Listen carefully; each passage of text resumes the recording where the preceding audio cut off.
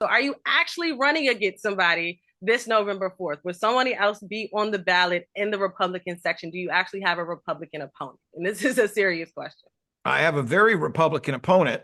His name Okay. is his name is Pat Dugan. Now, the reason that is confusing is because last thing I heard, he was my opponent in the primary running as a Exactly. Democrat. In fact, he called himself a quote, lifelong Democrat, unquote.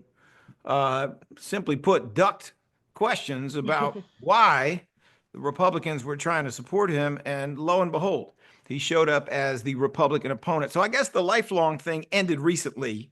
He's now I mean, I guess you could call him a Republican, maybe a Dempublican. But yeah, it's the same guy who lost last time running again as a Republican this time. And the reason why this is something that can actually happen and be legal is because he was able to sign on through letters that was given by the GOP, correct?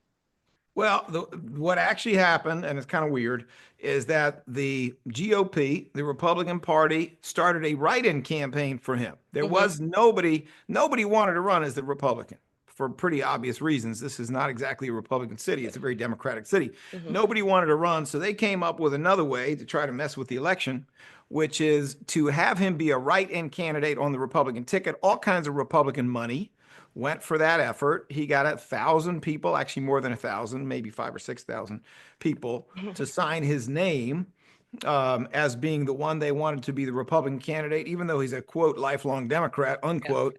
Honestly, he's more like a Republican and always has been, but they got that to happen. So it's weird. You know, there's a lot of states where they have what they call sore loser laws. They mean when you lose the primary, you can't pop up again Yeah. as the opponent in the general. We don't have a sore loser law. I guess you can be a sore loser in Philly.